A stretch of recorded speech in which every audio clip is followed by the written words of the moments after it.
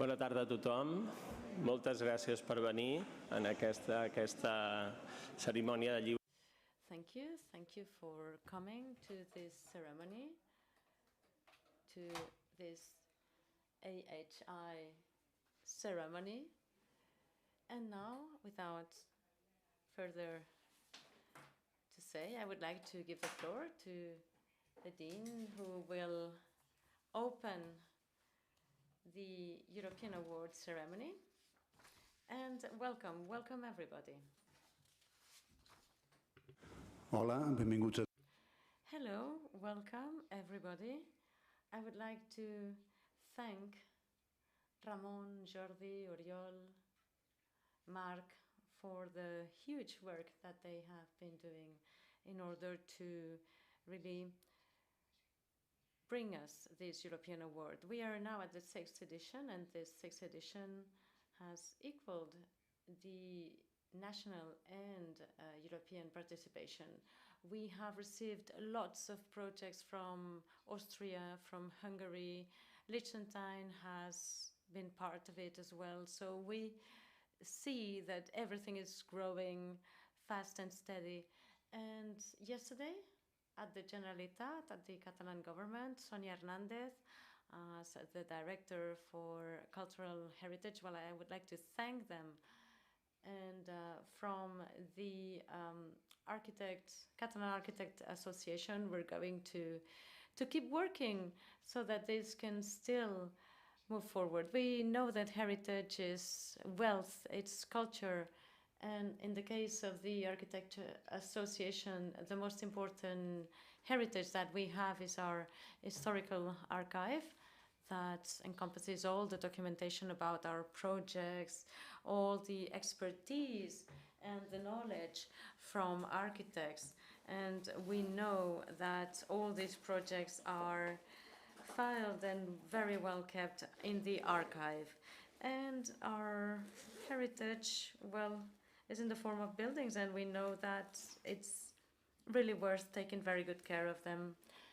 So I would like to thank the sponsors as well as the 4 coordinators and directors of this award, and I would like to hope you a very nice ceremony, a very pleasant ceremony, and I would like to congratulate in advance the winners.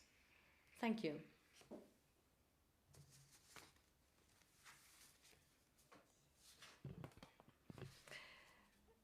Well, we do not want to repeat the same again, but we have to. We would like to thank all the people who have put all the work to make this possible. We know that we're here to disseminate good practices when it comes to taking care of our heritage, and none of this would be worth it without all the people around who are so interested in this. I would like to thank you all for being here. I would like to thank the participants of this award. Of course, an empty award with no participants would be pointless. So really, we would like to thank you all for the added effort that you have put. Well, all the people who work in interventions in heritage. It's very important for us. All of this is very important for us. And I would like to say as well, I would like to thank the jury, all of them sitting here in the front row before the room got crowded. And the jury, the members of the jury, are an essential tool so that this can work. And we're very thankful to the members of the jury. We know that it's a huge effort, it's a huge task to assess all the projects. So for us, it's very important. And as the Dean was saying, I'm going to repeat what I have to say, but again, I would like to thank everybody, and we know that we tend to gather around institutions, and it's thanks to all these institutions that this award can become real. And these institutions are providing contributions, but also synergies. They're also providing the right mood and the right environment so that we can all participate. So I would like to thank the institutions here, the Àrea Metropolitana, Incasol, the City Council of Barcelona, and the Department of Culture of the Catalan government. The Generalitat, the Catalan government, is going to deliver the prize for restoration. You know that the prize has got 4 categories. We will talk about this later.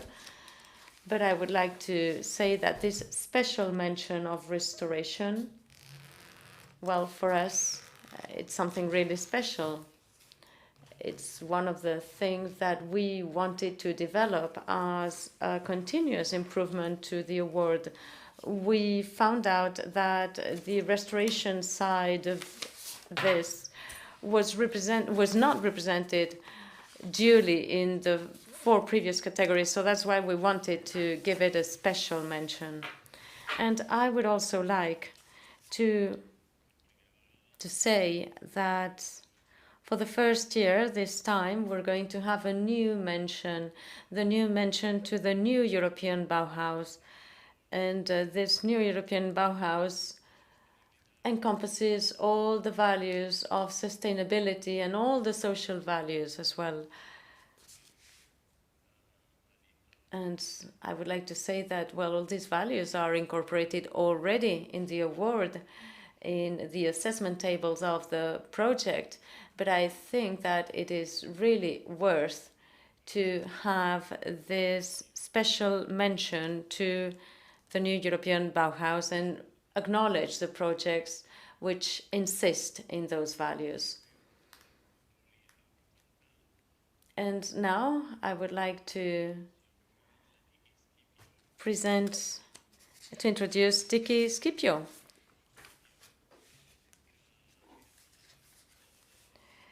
She's the winner of the previous edition of Build Heritage. And she is part of the jury. She has been part of the jury. She apologized for not being able to make it here. She couldn't make it here because she had a little accident, but we're going to see her online. Welcome. Thank you. Okay, great that I'm with you this way. I broke my leg 2 days ago, so I'm so sorry I can't be with you in presence. I'm delighted and honored that last year I won the Architecture Heritage Intervention Award. And yeah, with a project that I can talk a little about today. Okay, I call the lecture Bridging Time next. And next, it's a little delay, okay. It's about this project. It's a neoclassical building. It's a museum building, and you see it now after the renovation. Next. And before I go into the project, I tell you a little bit about European history, tiny bit. As Antwerp in Belgium, the Netherlands at that time, was the center point of European politics. And in this picture, in 16th century, you see the city of Antwerp, what was a very wealthy harbor city, with in the left under corner, the citadel. And the citadel was built by the Duke of Alva, governor of the Netherlands, by the Spanish King Philip I. Next. Until far in the 17th century, you see the position of Barcelona and Antwerp on the map. Next. And until the beginning and halfway the 19th century, when it was taken over by the French, it was property of Spain. Well, this huge citadel was not there to protect the Antwerps, but to hold them down. You understand that. So the French took over the fort, the citadel, and then brought them to the Netherlands that also tried to occupy next Antwerp as a city. So basically, the Antwerp people hated the citadel. And when finally the Netherlands-German combination left Antwerp because they simply lost a battle, what they did, they immediately tore the whole citadel down next. And they prepared a new plan, a new urban plan, based on the principles of Haussmann Paris next. And to have an idea of the size of the citadel and its importance for the city of Antwerp, we now project only one of the bastions over the centerpiece of this image, what is the Museum of Fine Arts, what we are talking about next. Well, then we are in the 19th century, and what they do now and what they did in the 19th century, they made a competition. So who is going to design the first museum as a built typology? That's why it's such an interesting building. And those two guys, Winders and Van Dyck, they both won the competition, but they were no friends. The clients, though, the city of Antwerp, they made them friends. Hey, you have to design this together. And it was, of course, not easy next. But they maintained the center position in the urban plan, and they did it so well that they took the central axe through the building next and positioned the main halls in the center of the building. So at your left, you see a huge entrance. In the center, you see the Rubens and Van Dyck Hall, and in the end, there's a second entrance.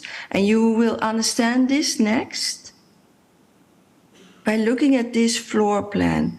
Well, the museums that we build now were basically to teach the people and inspire the people for its art. This one was based on the art that was hanged in palaces, and it was now first time open to the public, and they basically took a stroll, a walk to the park, now a walk to the museum, where they were enlightened and inspired, and they were searching for new kinds of experiments about art, about nature, about traveling, everything they could see. That was the 19th century next. So it was a daylight museum, and that was with lights from above and from the sides, and inhabited 4 patios that also gave the daylight to the museum. Next. Next. So this was one of the first pictures made of the down floors. And here they exhibit statues and photography. Well, they were not aware yet that photographer couldn't stand the light. Next. So in a cross section, you see the 2 of the 4 main patios. You see the outer ring, and in the inside ring, you see down the bomb-free area, and on top of that, the Rubens and Van Dyck Hall, the main halls of the museum. Next.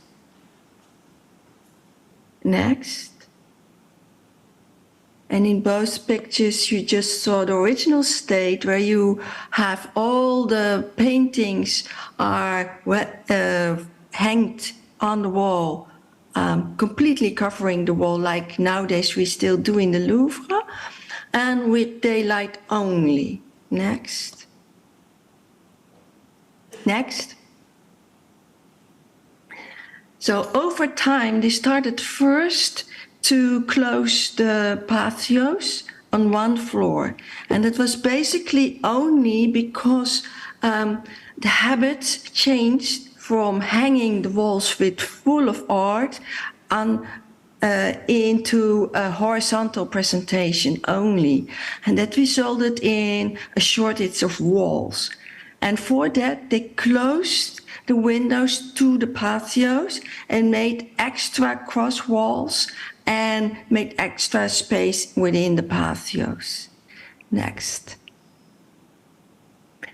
And in the cross section, you see in the center the bomb-free area, and they designed it immediately from the 19th century on, because Antwerp was always the center point of so many battlegrounds. They wanted to protect and secure the art immediately in case of any danger. So next, they made a sort of system in which the major pieces could be brought back in the bomb-free area by hatches. Next. Like this. So by hand, they brought immediately the pictures that were huge, that are huge and very heavy, into a secured area. Well, over the years, next, and we have a follow-up of slides now, so you can just stick and click the next ones. You will see many changes according to fashion, including new program, the Second World War, new fashions where they included inbuilt concrete ceilings, a new way of hanging, until even under the new concrete ceilings, they made a kind of, let's say, office building ceilings. They included auditoriums, bars, shops, and a kind of, and this is actually the new canteen or the restaurant of the museum. But the bomb-free area stayed more or less the same, except from one exception, and this is the atomic bomb, the atomic bunker they included in the Cold War period. Next. And that was the stage in which we found the museum. So next. So originally a very clear floor plan, 4 patios, a route across. Next. Ended up with a completely cluttered floor plan. Next. A building that was in despair because of its situation. There was a lot of asbestos, a lot of leakages, and let's say there was a cri de coeur of the director for help. Yes. Next. So what we did during this moment, and we speak from 2003, Antwerp was again a bit a city of fashion, a city of art, and even while they hated this neoclassical building because it was so strong, and in the 20th century, they wanted to have everything democratic, equal, open, and simple. And this was a strong, closed building. Although they hated it, they couldn't tear it down. And they couldn't tear it down because they simply didn't know where to go with the art, and the building was simply too big. So next, we thought, if everything is changing and we still have this monument, let's keep it, because maybe we will cherish it in the future. And for that reason, we proposed to do the extension only within the limits of the building, so that nobody could see it from the street or the plaza in front. Next. And the plaza in front of the museum was a very lively plaza with a lot of art, cafes, restaurants. And we thought, okay, if the new included facilities for the public are this important nowadays in the world of museums, let's include it at the front, so it's part of the public space. Next. So basically, the front of the museum will be the part for the public space. The second part, the middle part, will be the part of showing the collection, and the last part will be just dedicated for the offices. Next. And let's bring back then the old wood, so get rid of everything that cluttered the museum before. Next. And then use the 4 patios to bring in a complete new museum. Next. So in the end, we will have a neoclassical museum, one of the first typologies, and a new contemporary museum in the center. Next. So it was all on front page news. Next. It was a big plan, and to show you how many drawings we had to make. These are the boxes only for the building permit, not even for the drawings that we had to make to execute the works for the museum. Next. But with the start of the building site, the museum didn't have any way to go next with their art. So it was a bit of a panic next and next to keep the art secured. And we had to start with making a depot, and we decided to make the depot in the bomb-free area beneath the Rubens and Van Dyck Hall. Next. Next. The thing is, the atomic bunker had to go. And next, we decided to do this, and we wrote this down in the tender, next, with, let's say, a past that slowly would swell. But during the European, due to the European regulations, you have to say you can use an equal method. So the building company decided to do it with dynamite, with explosive. So it was front page news. Next. Here you see the outskirts, the plan in red of the bunker. And why this was a big deal to use dynamite next is because above there were the Rubens and all the Rubens paintings that couldn't leave the old hall because there was no opening, and they could only go down or up. So what the museum decided to do, to pack the Rubenses in a huge package and wire it so they could check all the movements while the contractor was using explosive to get rid of the atomic bunker. It was a huge thing with the Belgian military involved, and yeah, of course, all the politicians were present to see what would happen next. Here it's in cross-section next. And here you see the bunker. It's a solid concrete steel thing. Next. The tender, next.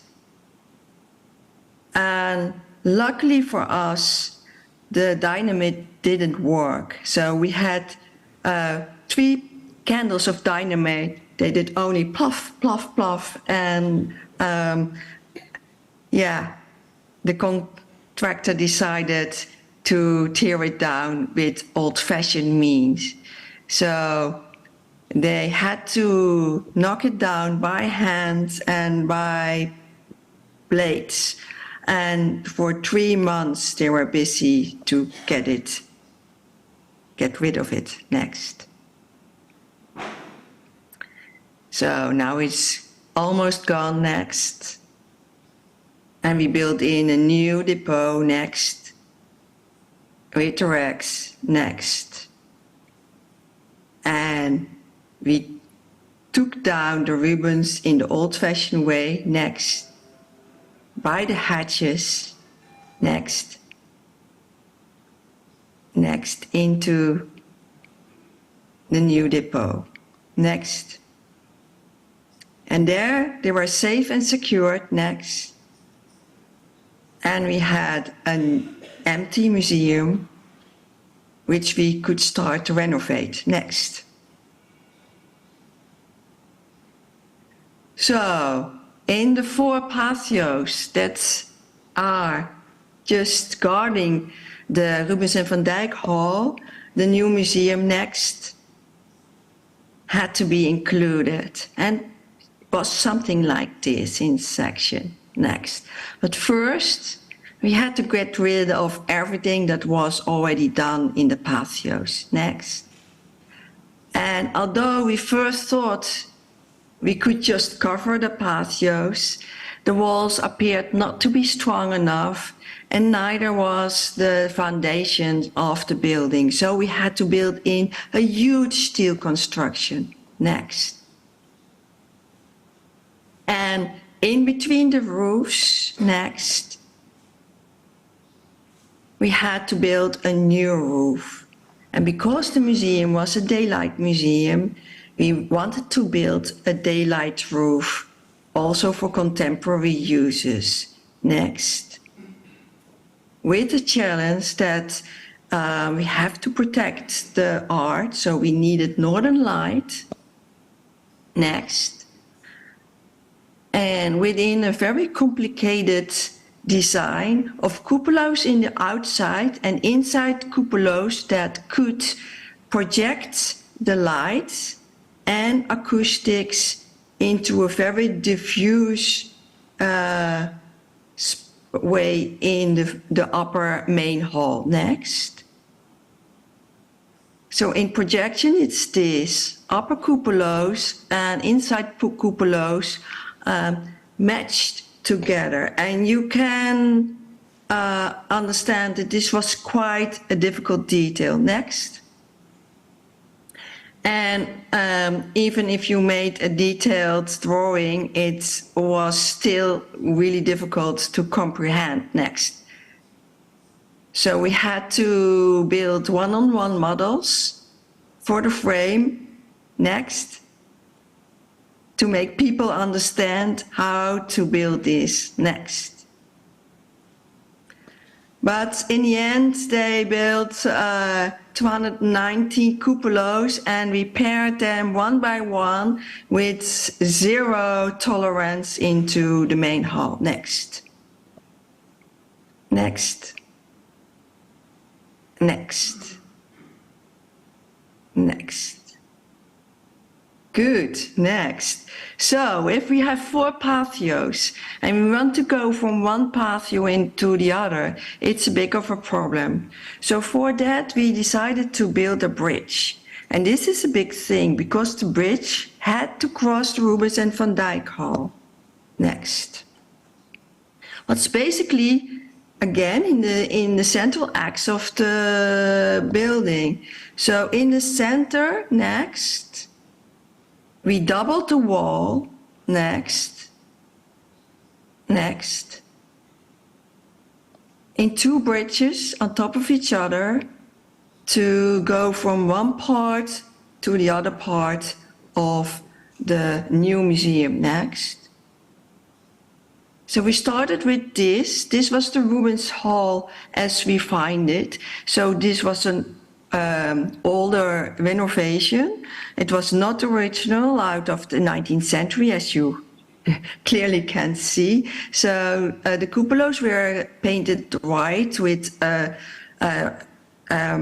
golden cornice. There was velvet on the walls. There was a new oak plinths and new oak doorways and new oak parquet, so floor. Next. So we had to cut first the walls to get some art out. Next. And then we had to open it, so we got all the velvet off.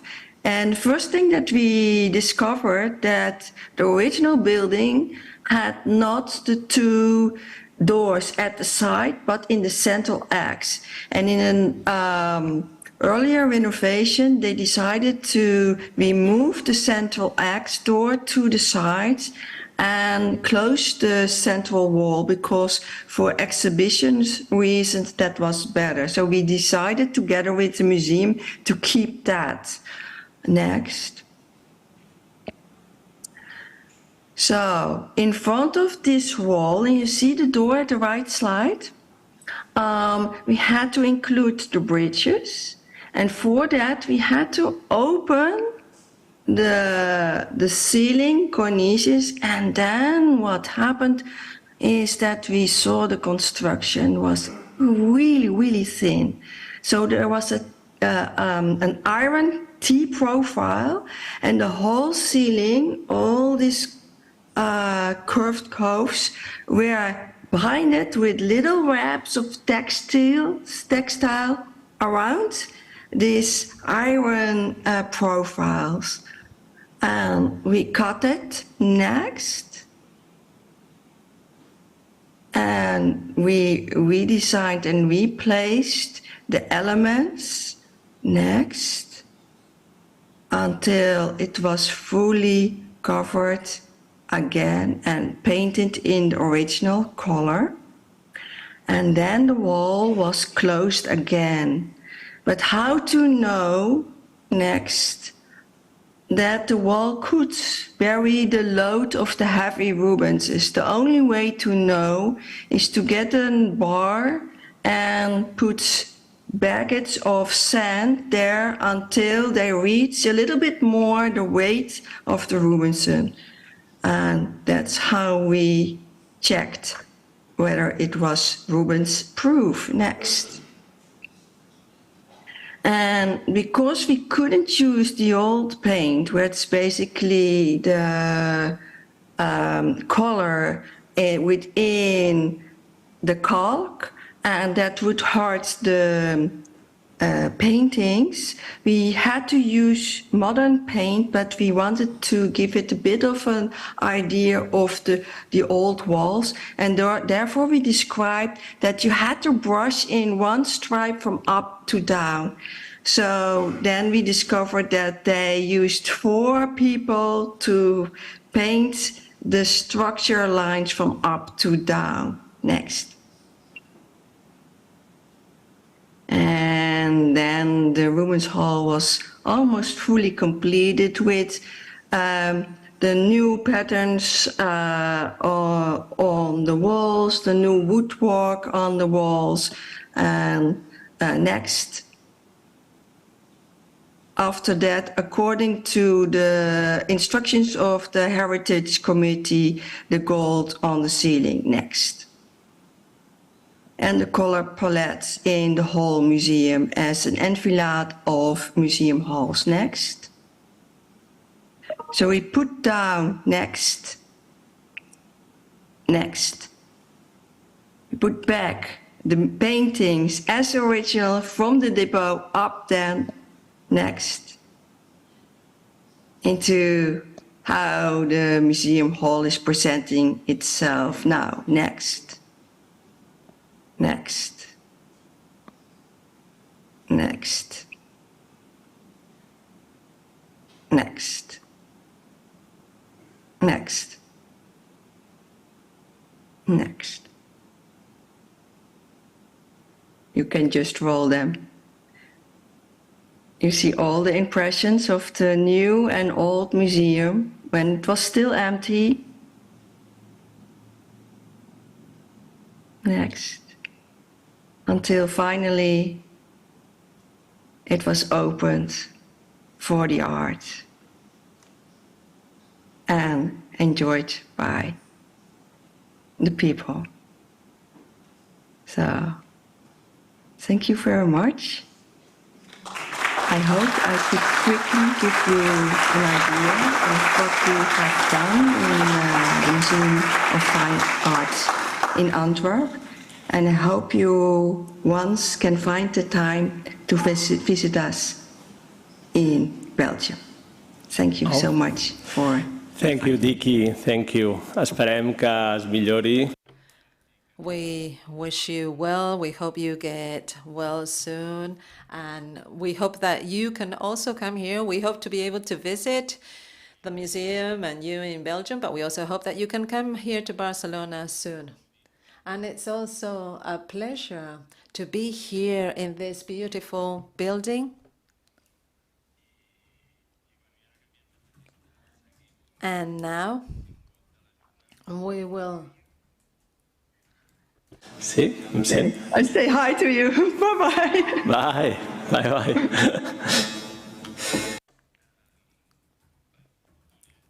So let's continue. We are now moving on to the next presentation.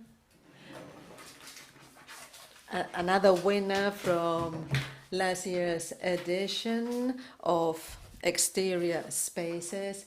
This is the presentation by Pascual Herrero, and it's a pleasure to have him here today on site. He is going to present the Synagogue Square in Onda.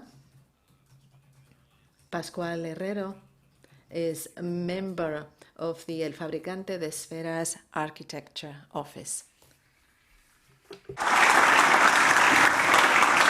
Gracias, Pascual.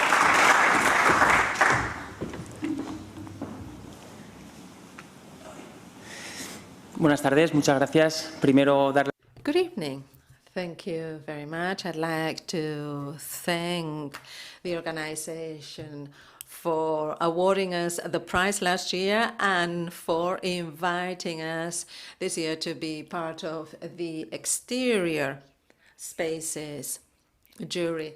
This is a project that involves 3 teams. I'm part of one of the teams. We started with a special plan for historic city centers.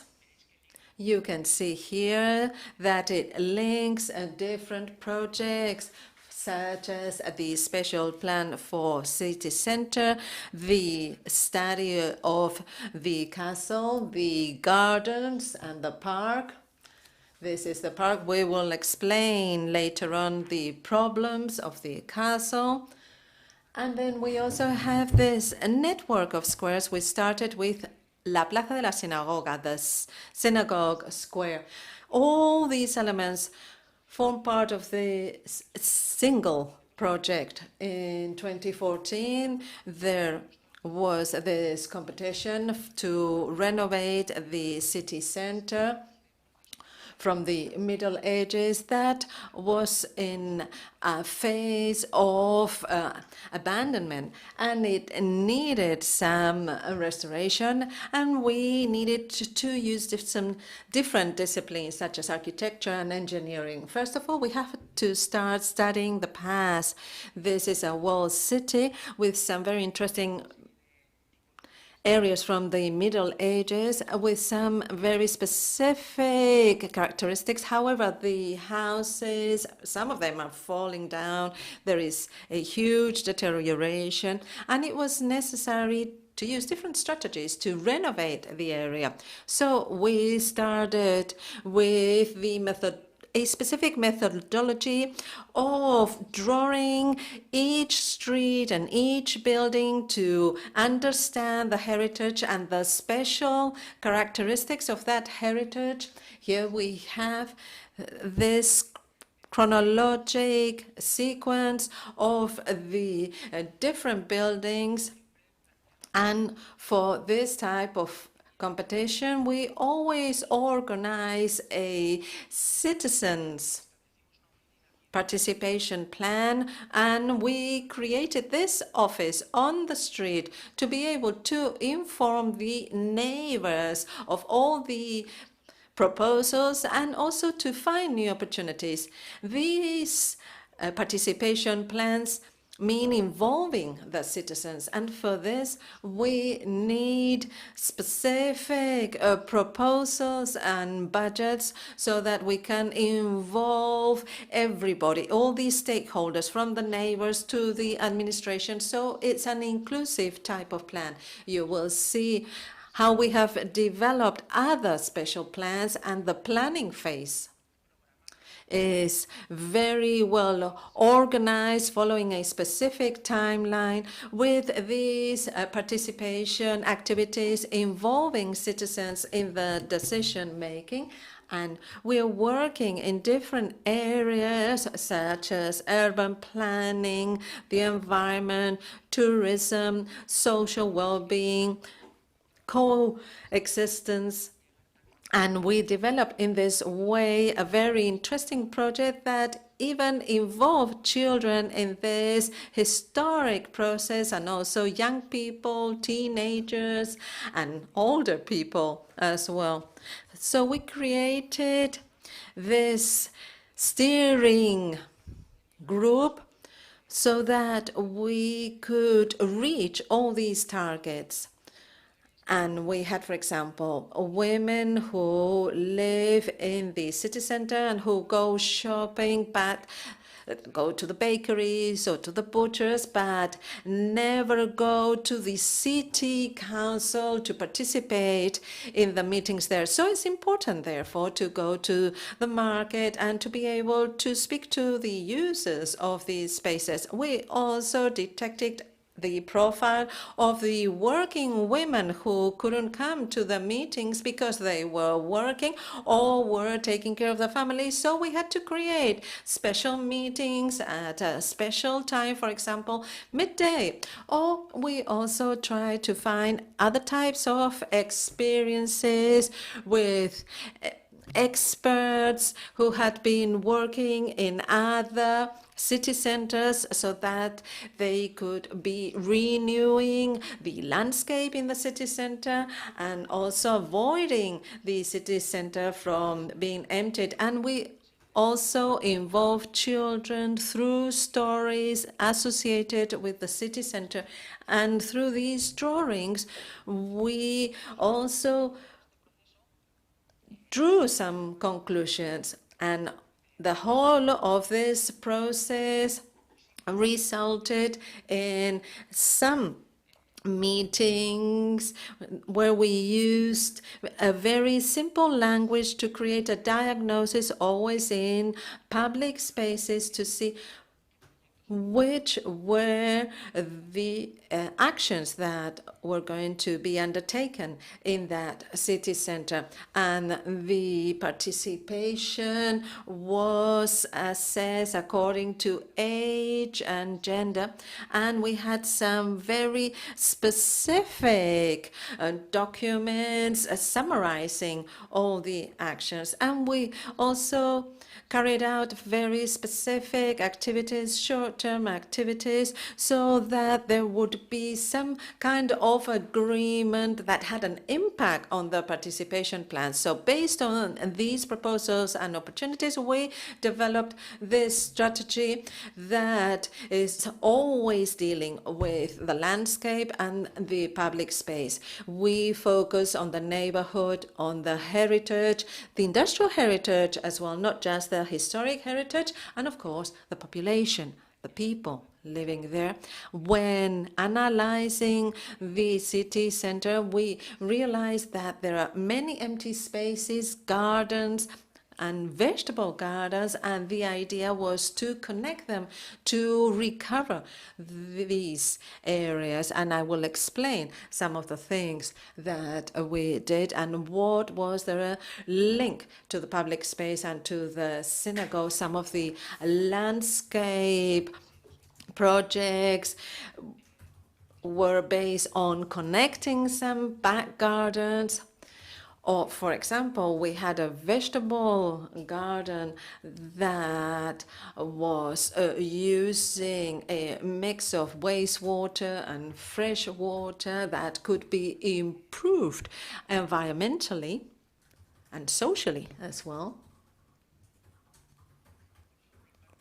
Here we have the Alperzar Park that tries to stabilize a hill where there were some landslides, so there was some engineering work done on that hill, and we just reconnected some of the pathways so that we could continue stabilizing that critical point.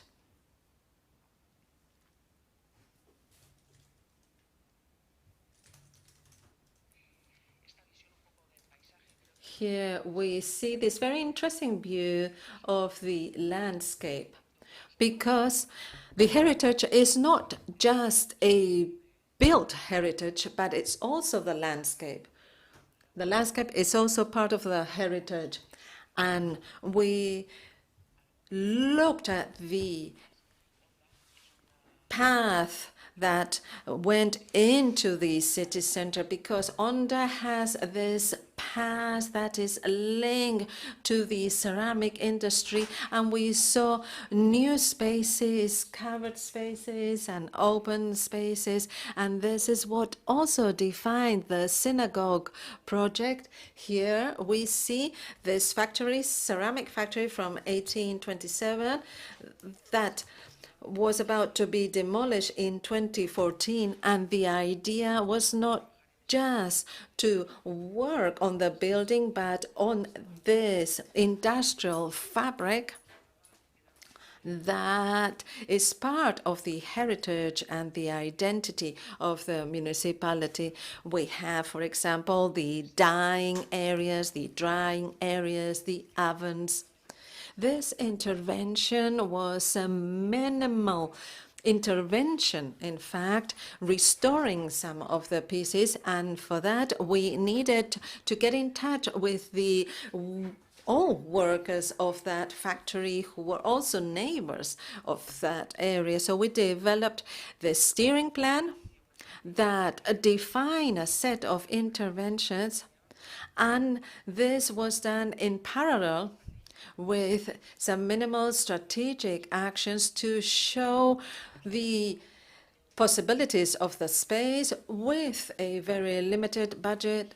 And we looked at all the areas that could be recovered, and we started testing their possibilities, and we transformed this deteriorated industrial building into a new area belonging to the public space with new roofs, and always taking into account its past of this ceramic factory. And we had some very clear strategic lines in terms of heritage and landscape, and also mobility and urban aesthetics, and we planned both the process, the timeline, and the budget. Some of these actions were conducted with a very limited budget, and here we see how some of the factories have lost their roofs, and that provides us with a hybrid space with new rules of the game, because here we have these spaces that are both indoor and outdoor, and this is how we continued with the project until we reach the synagogue area that is between three neighborhoods, in the middle of three neighborhoods. And we looked at the archives, and there were some planning actions that were conducted very carefully because there used to be a palace nearby, and then some walls, underground walls, were discovered that had a height of 120, and we also discovered some arches and some staircases that went underground. So it started being an archaeological site, and we tried to determine the nature of that building with those walls where there was some kind of inside tank, and so it had been a water deposit. And then it had become a Gothic building, maybe a house, and here we have the entrance.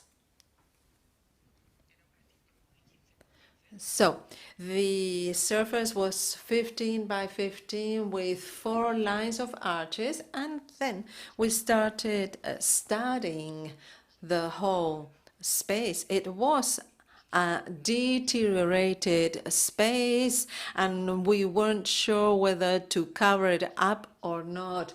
We looked at all the natural entries and exits to the square, and then we had to interpret how we wanted to intervene. We used photo plans. We studied the different layers of ground. We also studied the structure to see those spaces and proportions, looking at references such as the square in Ronda or others from a typological standpoint.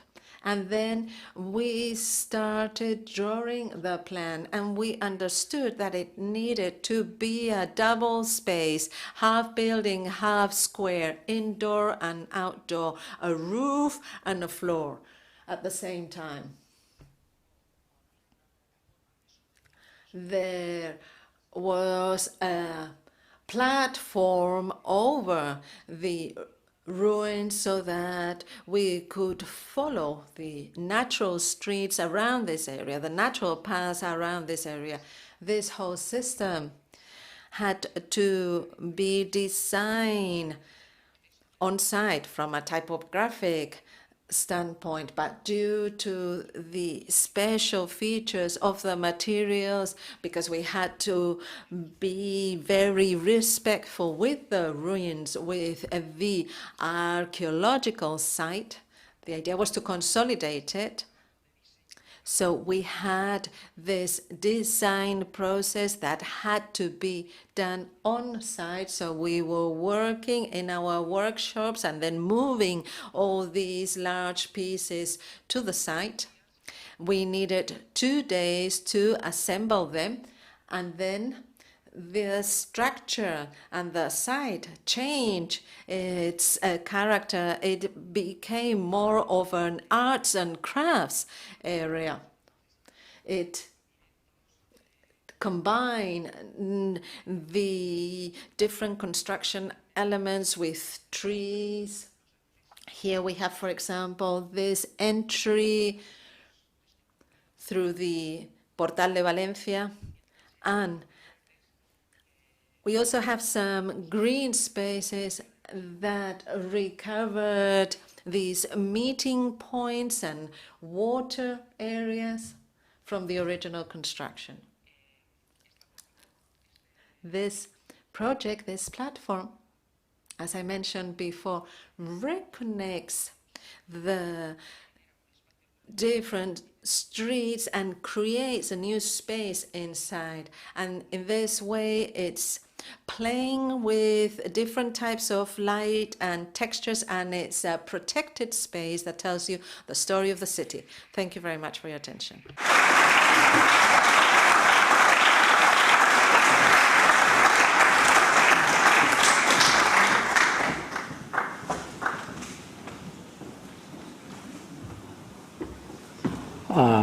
Hola, bona tarda, se'm sent? Can you hear me? Well, my role here will be to conduct the second section of the evening. Well, we've seen the winning projects of last year, and now one of the goals here in the award is to try to be a bit more precise. And, well, let's not just think about the trophies and about just a couple of projects. Let's rather try to be a platform to showcase all the other projects, to favor this dialogue between professionals, between architects, between people involved in heritage. Here we can see that actually, well, heritage is much broader than just buildings. It involves the people who enjoy them, and it's about landscape, about pathways, about people, and that's how we can give the past a certain future. So, well, this part will be devoted to the selected projects, and I'm not going to be the one to explain those projects. We will rather have a general reflection about our four categories, and there will be one representative for each category who will come up to talk about the category. So that's what we wanted really to promote, this kind of altruistic work, because at the end of the day, well, this is what we want, and we know that in order to decide the winners, there were 4 people who were spending a lot of time to decide and to select and to assess. So all of this, of course, without any kind of remuneration whatsoever, just out of their interest for heritage. So, well, let me tell you that this is the second edition of the award, and the second edition will be closed today, but just symbolically, because there will be also then all the work in order to compile documents in the archive which is already very rich, and it's a reference, it's very important. Ramon will tell you more about the categories, but the categories are build heritage, exterior spaces, urban planning, which is also very important to let things happen, and outreach or dissemination, which is a very broad category that encompasses all those projects and initiatives that want to showcase heritage. This year, we had 241 candidates, and, well, this candidates, well, were the number was a little bit lower than last year, but we are going further away because we are encompassing more countries, Austria, Hungary, Liechtenstein. So we have this European kind of scope. So the idea is to create this space for debate and exchange, and we're going to start with category A. I'm going to present the jury that makes up this category.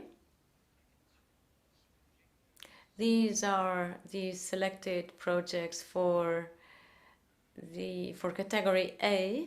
We have selected 15 projects, and the jury actually decided to incorporate a project number 16.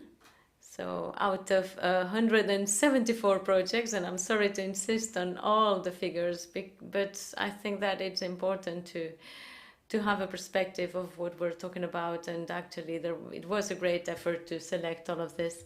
Now the jury, Dikkie, you know her already, and she has been presenting her project, the Museum of Fine Arts in Antwerp, and she is also a professor at the University of Münster. Then we have Kimmo Lintula from K2S Architects from Finland, and he was a finalist with the refurbishing of the Olympic Stadium in Helsinki in a scrupulous way with a very good methodology. And then the third member of the jury is Susana Balbuena, from Rodríguez Balbuena Architects, located in León, and they have scope. They deal with territorial projects, and they have also worked in small projects. One of them was a finalist. It was the monastery of San Pedro de Esloza. It's a very interesting project to consolidate some ruins with the slightest possible intervention. So, well, I'm going to invite Kimo, if you want to come here to the stage. Thank you. And then I come again.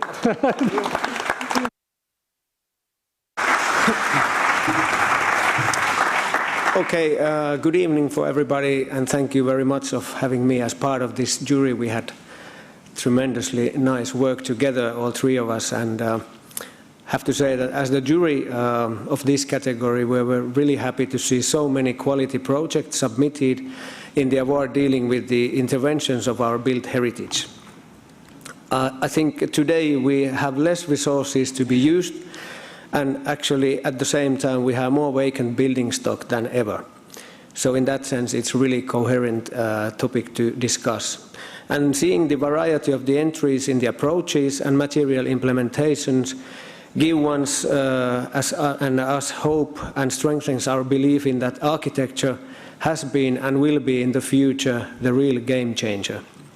Never has the idea to act by making being more relevant than in these times when you need to restrict the material implementation into essentials and still create new ways of embracing our cultural heritage. From this point of view, the shortlisted projects represent quality in all levels.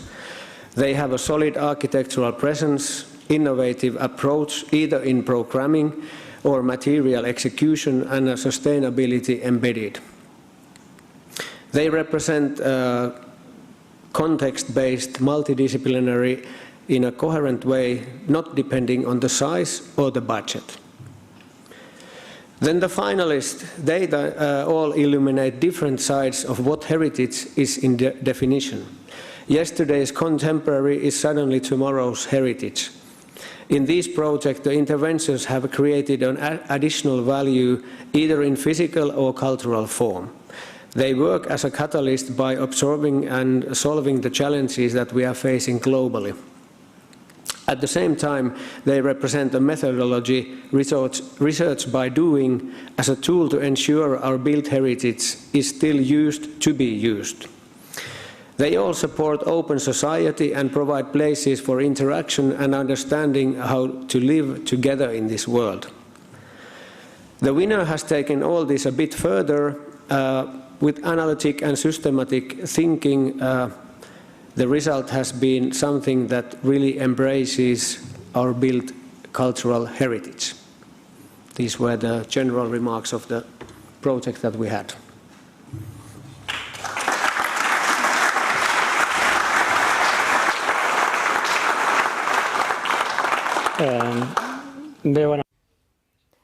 All right, I forgot to tell that category A is built heritage, and it's not only about classified buildings according to regulations, but any other architectural element that can have an interest in terms of heritage. Heritage understood in a very broad way. It can be social heritage, it can be small interventions. And now we're going to move to category B, which had 32 candidates, and the jury is represented by Chris Rankin. Rankin Fraser Landscape Architecture. This is a study in Edinburgh, and Chris Rankin is a professor at the University of Edinburgh, also Université de Paysages de Versailles, and he has multiple interventions in Glasgow, London. Then we have Maria Viñé, a Spanish architect who is now settled in Switzerland, well, for the last 20 years in Zurich. She is professor at the University of Zurich, and she has also made different interventions in Zurich in winter tour. And then Pascual Herrero, you know him from El Fabricante de Esferas. He's a professor at the University of Valencia, and he is also very much involved in managing the participation and involving not only the work of architects, but also the vision of the citizens. So, well, this category encompasses all those spaces, not only historical centers, but also cultural landscapes and buildings and all the spaces which are part of our heritage, architectural heritage, but more than this. And Chris, maybe you want to share your vision about this category.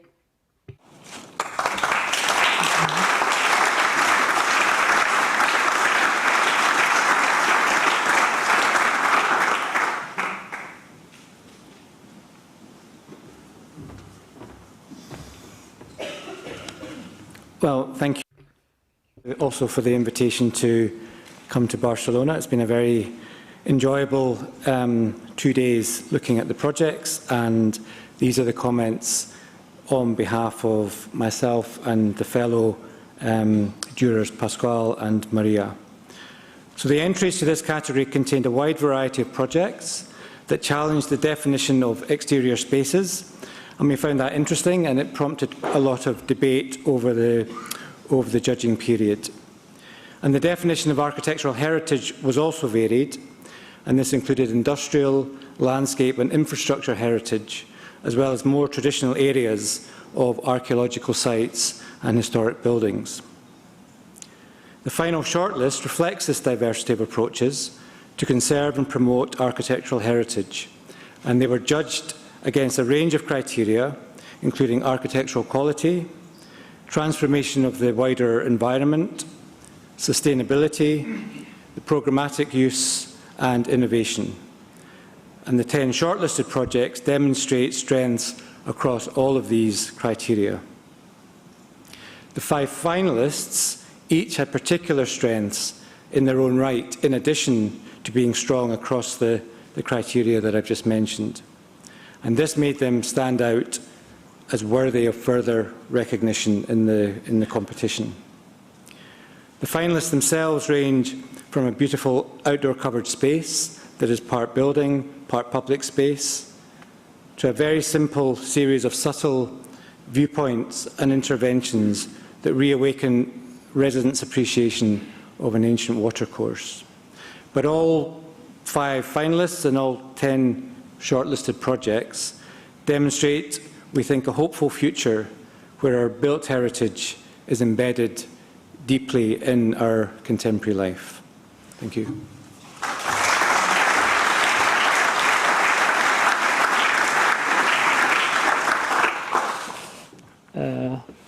Thank you very much, Chris. Thank you very much, Chris. You see that in this category we have 10 selected projects, and then we have planning, urban planning. But not only we're talking here about special planning or urban planning, but also we include director plans or some other kind of approach. We're not only talking about buildings. And this category has the following jury: Maria Chiara Tosi. She is a professor and she belongs to the research lab CP Lab. Carlos Azzeni, who's a professor and he's a chair at the University of Tannery. He's specialist in Mediterranean architecture and Northern Africa colonial architecture. And Sara Bartomeus from Barcelona. And now she's a professor at the University of Illinois in the States, even though she's also part of the Department of Urban Planning of ETSAP. And her study is Renau Bartomeus. And they have been awarded multiple times. So Sara will give us an explanation. And here, actually, we're going to talk not about selected projects, but rather an overview, because there were many different proposals. And then the finalists, well, they have been struggling to select, but we will know about the finalists later on at 8 o'clock. Thank you very much, Oriol, and I think that I speak in the name of all the members of the jury when I say that we want to thank you for hosting us and really for inviting us to be part of the jury. You have been magnificent hosts. Now, in the category of urban planning, there were very diverse projects that were presented in terms of scale, intervention, agents involved in the process of transformation. And this has made our selection a bit more difficult. We have to underline the presence of urban planning, renovating buildings, industrial buildings with representative past. And in spite of the diversity of all these projects, the active and respectful transformation of heritage is what really matters. It's the common denominator. Now, if we talk about the finalists, the selected projects, in a different way and with different intensities. So in the selected projects, we perceive this ecological awareness, the need to mix uses and functions, and to bear in mind the human approach and inclusiveness, also challenging all the issues that we're suffering now in our current years. And it's not only about encompassing the technical dimension, but also the regulations. And we have appreciated very much the analytical approach and the project. We have to underline the quality of the presented documents, and this anticipates a very promising future. Thank you very much. And this is as much as I can tell. Gracias, Sara. Aquí, no, es importante decir que. Well, it's important to say that in spite of the 10 projects, they spent 4 hours discussing, and actually they made the report right before having the winner. So by the end, you still have some time to change your mind if need be. And we're going to talk about the last category. This is outreach or disclosure category. And it's also very complicated because we're talking here about many different candidates. In this category, oh, and I have to say, mentioning Sarah before, that Sarah was awarded in the last edition. And I just wanted to mention this. But now, as members of the jury, have Devi Kitswachvili coming from Georgia. So he comes from far away, and we're thankful for that. And, well, he developed a very interesting project on industrial heritage of Tiflis in Georgia. And Verena von Weckerath, she came here yesterday to discuss as a member of the jury, but then she had to leave. And I have to say that she had been awarded in the last edition for a documentary, and she's a professor at the Technical Berlin University. And she has studied with Heide von Beckerath. And we've also got Nicola Regucci from Italy, and from the Cities Connection project, a project that encompasses different architects for different cities. And we're talking about projects that react to current heritage. And Devi and Nicola will present this category.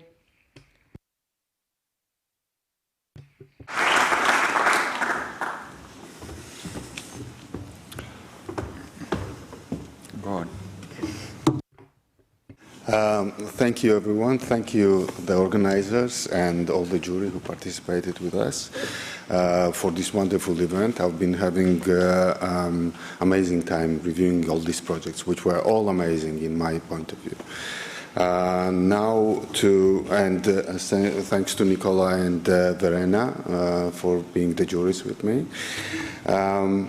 Architectural Heritage Intervention Disclosure category celebrates the presentation of the architectural heritage while exploring the dynamic relationship between traditions and innovation. Its informative narratives, diverse case studies, and various media usage makes it a valuable resource for discovering insights and providing important perspectives on the challenges faced during the intervention process and the impact of these interventions on the surrounding context and the communities.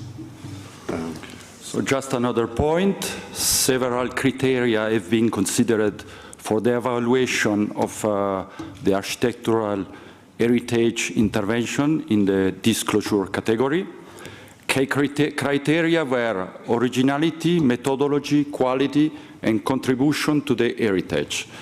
By considering these criteria, presented projects were evaluated for their educational value, informative content, and overall effectiveness in promoting a deeper understanding and appreciation of architectural heritage intervention.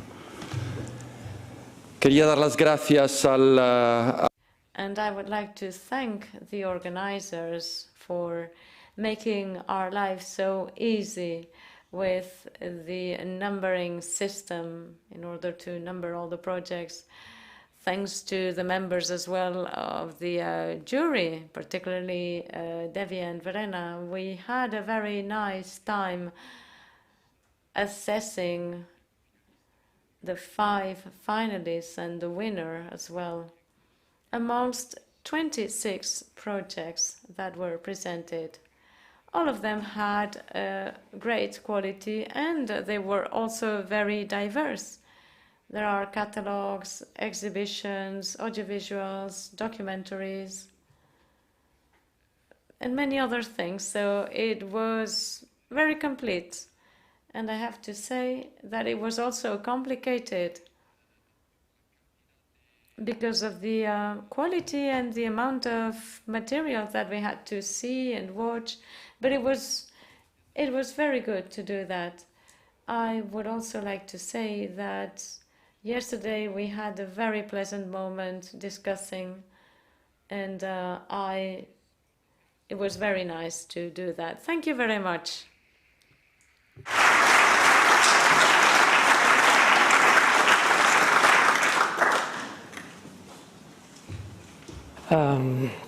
Faig una falca. Okay, let me say something. Ramon said that it's important for you to know that we're here in Sant Pau. Maybe people from abroad do not know about this, but this year is the year of, the celebration of the 100 years of the death of Domènec Montaner, who was one of the greatest architects in Catalonia. We are here at the World Heritage Masterpiece, and that's why we chose this venue to celebrate this edition. And now we're going to move to special mentions. There are 2 mentions, as Ramon was saying at the beginning. The first is the special restoration mention, and this includes all the organizers, actually. Also Pedro Rodríguez Canta la Piedra, who was the winner of the 5th edition of the award with an intervention in a church in Castilla. He's an architect in Valladolid, and he's also a professor of architecture. He's specialized in heritage matters. I'm going to let you present the category.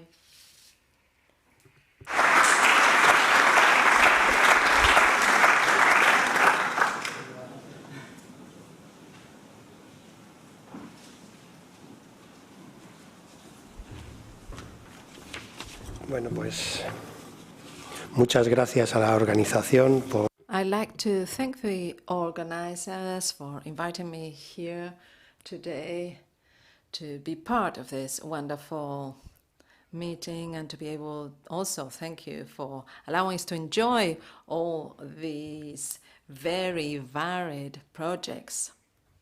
Here we have a brief summary, and I wanted to mention that after assessing all the works, the jury thought that there is a great variety of actions that are valid in the area of restoration, and we can divide the works into historic restoration, use of historic buildings, and actions in the modern heritage.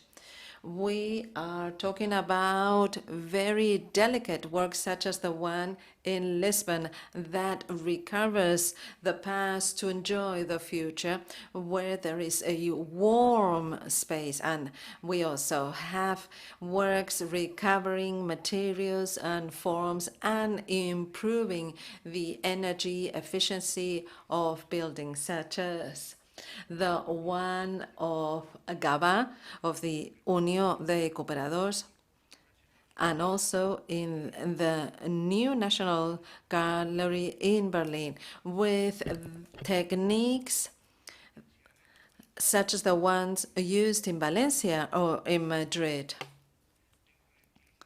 There are also other actions of reusing of industrial buildings, such as the one in Leiden.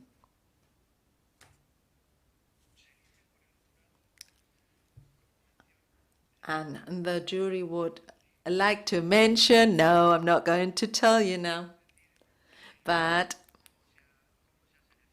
I would like to explain how we have selected the winner.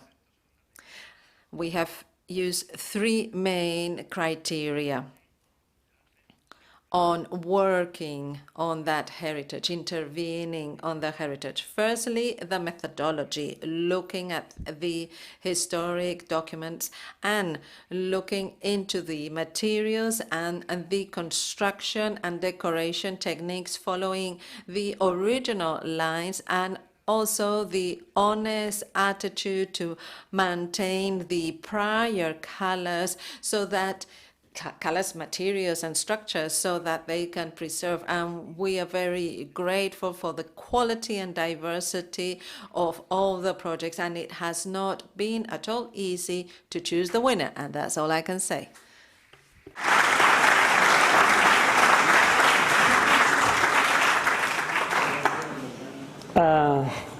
Gracias, Pedro. Me había asustado un poco.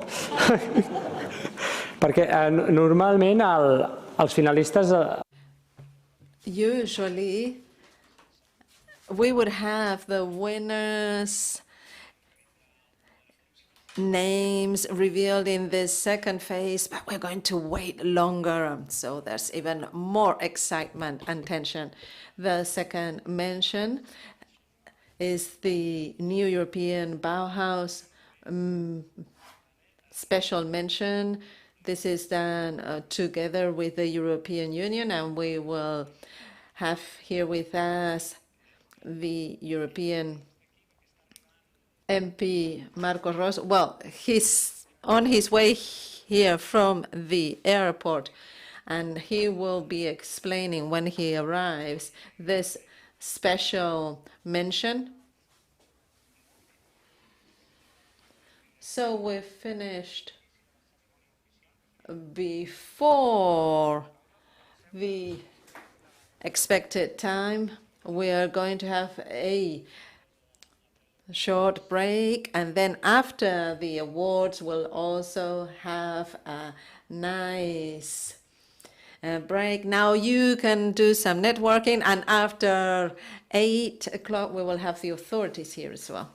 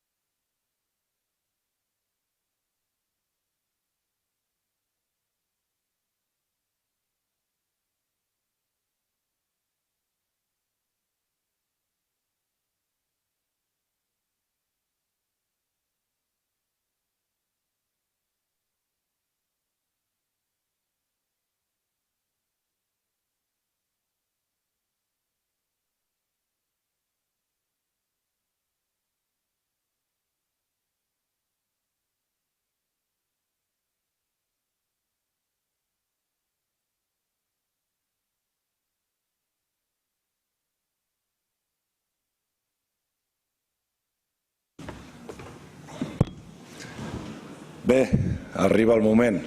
Una mica... Hi ha nervis o què? So, are you nervous or not? Here we have Roger de Gràcia. He is going to be our master of ceremonies. Thank you, Mark. Welcome to one and all to this third part of this session, the award ceremony. And are you nervous? Well, I guess you are. There are many awards to be granted. You've all worked very hard, and I'm very happy to grant this award in this historic building that is part of our heritage, of the World Heritage, and it's a place full of life. My grandfather died here. My father was born here.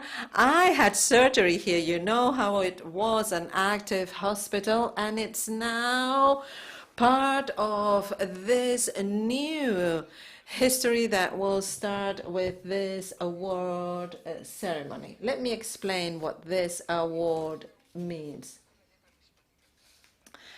I can't read it. The print is so small. I'm using my grandma's glasses. So here we have this award that is supported by the Architects Catalan Association, and it has as a goal to contribute to architecture. This is the 6th edition, and it shows the challenges of contemporary architecture in the built heritage. And we have received 241 projects in Europe conducted between 2016 and 2022 in different categories. We would like to welcome the authorities, Mr.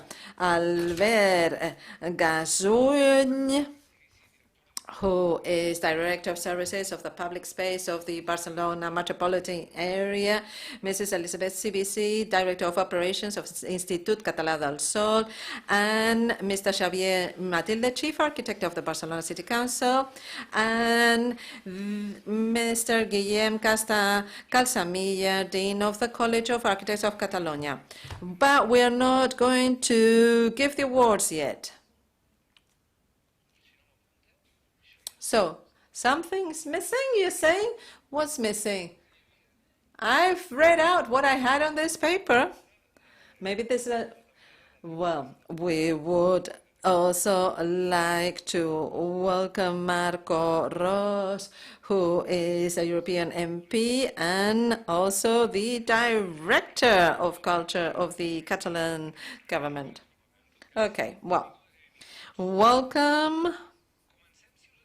We are going to start with Albert Gasull, who is Director of Services of the Public Space of the Barcelona Metropolitan Area for the disclosure category. How are you? So this is the disclosure category. So these are initiatives that have as a goal to disclose all this architecture heritage. Once again, I am very happy to participate in this very fascinating and complex world of intervening in the architecture heritage. It's fascinating, as you have seen in the prior examples. We have seen these very beautiful projects and complex because it's always complex to intervene in the heritage. We have a lot of heritage in our metropolitan area, and we have a plan that is now at its final stage to recover many historic, cultural, and industrial buildings through our own program. And we have faced many difficulties. However, we have been able to overcome the challenges. And without further ado, I would just like to thank the organizers for organizing this wonderful ceremony in this beautiful place. Thank you very much. Thank you very much, Mr. Gazul. I guess that you are following the translation, yes? Maybe we should speak a bit more slowly to help the interpreters. That would be nice. So now we are going to see the finalists. The Scandinavia project, please come to the stage. Aarhus, Denmark. So please come to the stage when you hear your names.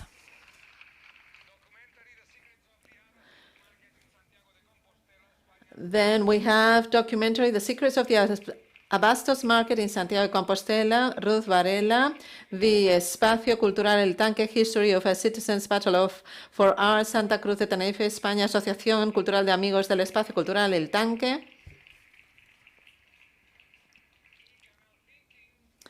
And Canal Thinking, Brussels, Belgium, Atelier Canal, Stephen Bates and Anne Fontaine.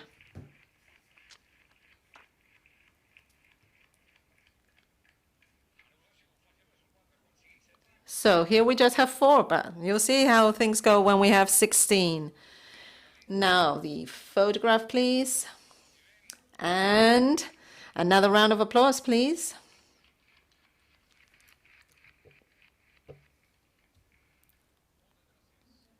Thank you.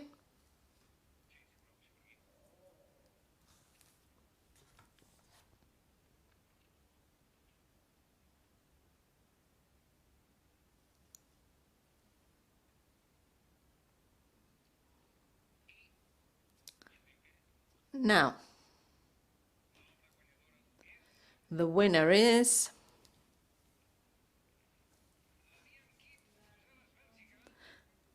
La Vie and Kit, Brussels, Belgium. Nathalie Brisson will collect the award on behalf of Elodie de Gavre.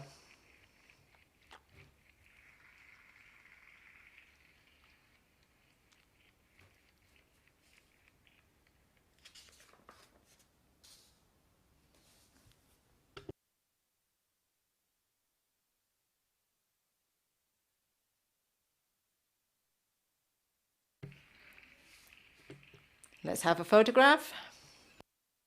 Thank you very much.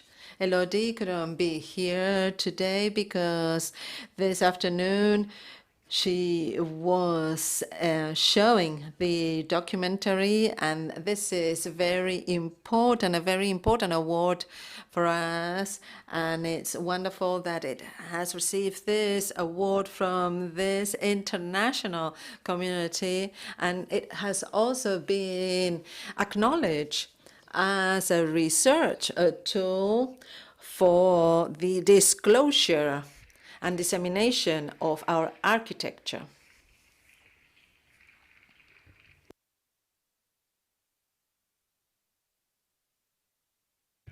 Thank you very much. We will now move on to the urban planning category. And we have Elisabeth Cirici, Director of Operations of the Catalan Institut Català del Sol, Land Institute. Good evening. On behalf of Incasol and on behalf of my colleagues who are here today, we would like to thank the organizers for allowing us to grant this award, the Urban Planning Category Award, and as a public entity, we're very happy to be able to participate in this type of activities and to highlight these type of projects that recover our historic heritage. And we've seen how many projects have participated, and this means that this award has a wonderful future ahead of it. And thank you all for being here today.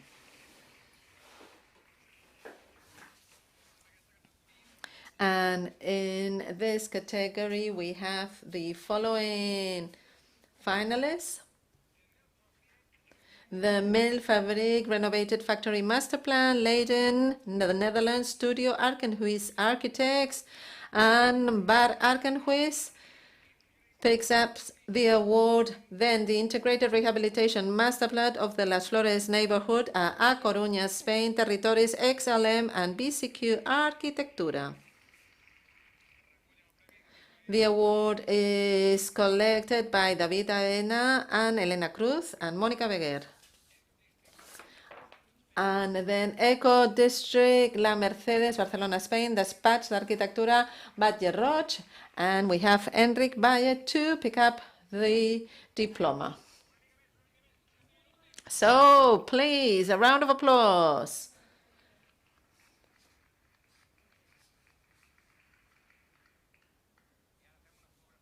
Now let's take a photograph of the finalists. And another round of applause, please. A big hand. Thank you.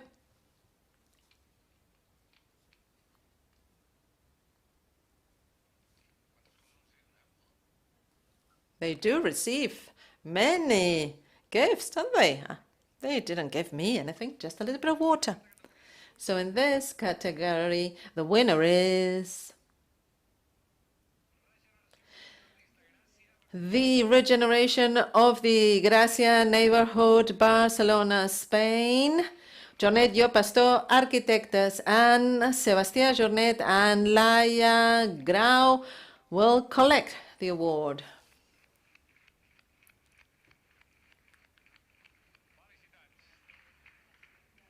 Congratulations.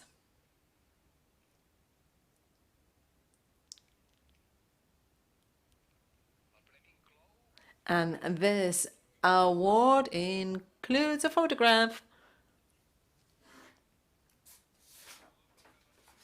So if there are two of you, you'll just have to cut it in half. You have to cut the photo in half. Well, we would like to thank the organizers. Thank you very much for this award. Let me explain how we promoted this urban planning project in the old part of Gràcia, where we're protecting 73% of the area. And this is a very complex plan that doesn't just protect the stones, the buildings per se, but everything that happens there. We have gone a step further to protect the economic activity of the neighborhood. And it's wonderful to be able to be here today. And what we have done is, as I said, to go a step further, not just to protect 73% of the area of the neighborhood, but also all the activities taking place in that area, protecting the economic activities. So there is no gentrification in the sense that there is access to housing.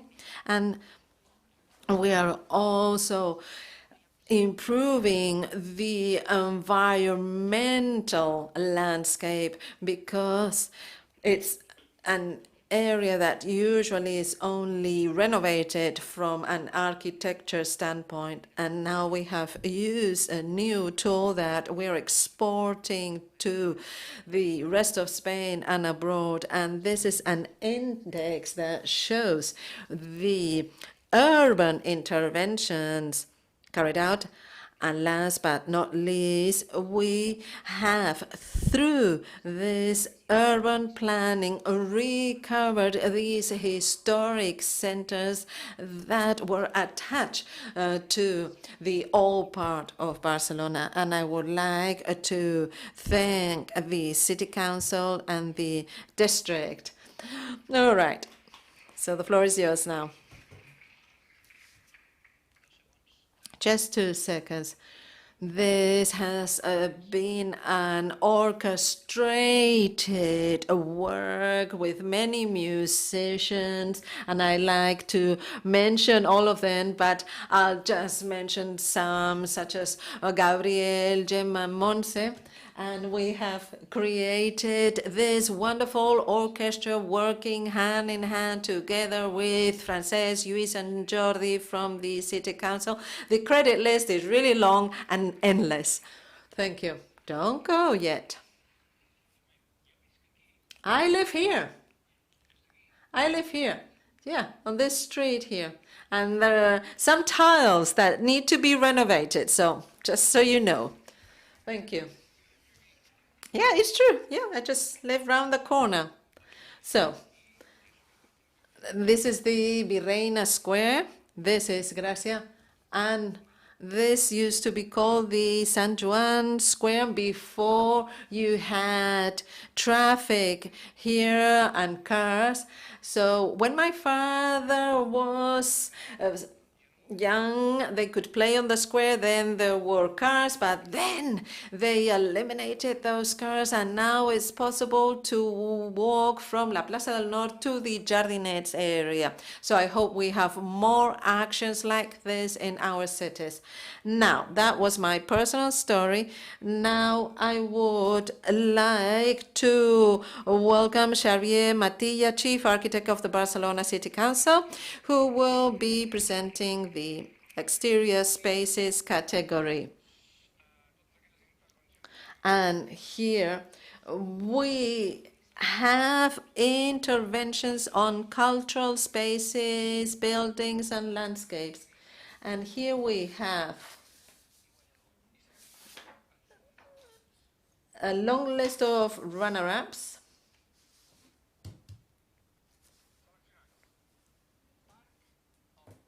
Park of Culture, Antonio Carregaro Negrin, Moyano, Veneto, Italia, Mare Associati. If you could come up to the stage, thank you. Last chance for a slow dance, Laravezzo, Spain. Then we also have Almadar de Nueva Umbría, Lepe, Spain, El Tanque Garden, Industrial Heritage and Nature, Santa Cruz de Tenerife, Spain, Gasworks Area, Stockholm, Sweden. Trazas de Pontevedra, Pontevedra, Spain, RG Architects. The Airplane Spot in the Forest, Sierra de Espuña, Spain, Blanca Forreos, Arquitectura. Historic Path of Albacar, Ronda, Spain. Space Viewpoint Aljibes, Alora, Spain, Waterscales Arquitectos, André Comtal in Vallbona, Barcelona, Spain, Carlos Enrique Studio. So we'll have now the group photograph. Now, let's take this family photo. Could you just take a step forward, please?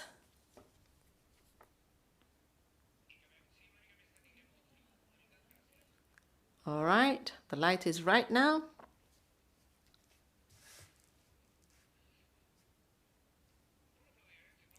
A big hand, please. Thank you, thank you. All right, so you can leave the stage on either sides.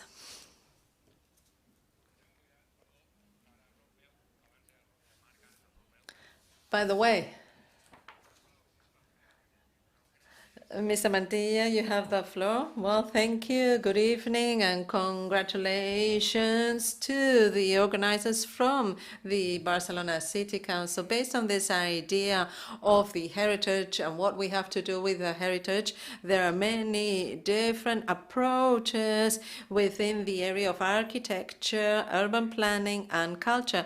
And through this award, we can understand better how we can preserve these values, social values, through architecture in the city, and how we can find these new instruments and tools, new urban tools that allow us to evolve through this heritage and move forward as a society. And this is very important in our exterior spaces because there can be collective tensions, and therefore it's so important to manage well these exterior spaces. I would like to congratulate the finalists and also the winner, whoever it is, and the organization. Thank you.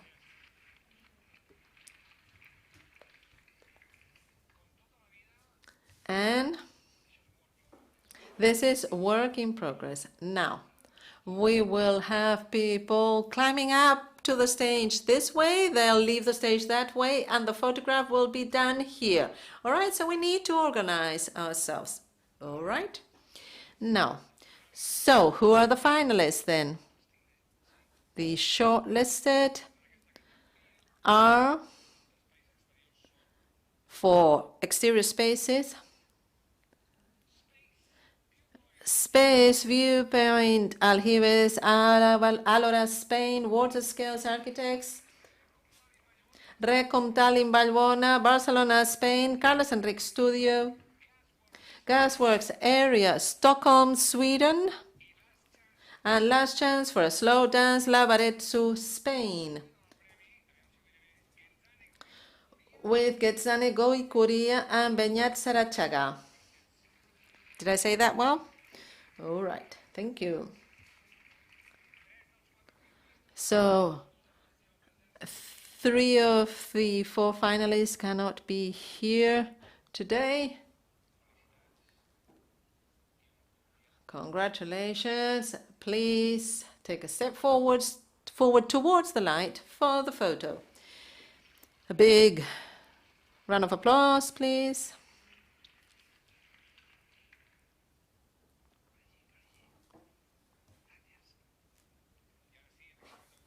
So, the winner of this category is the ecologic restoration of El Tanque Garden in Santa Cruz de Tenerife from the architect Fernando Menis, who will come to pick up the prize.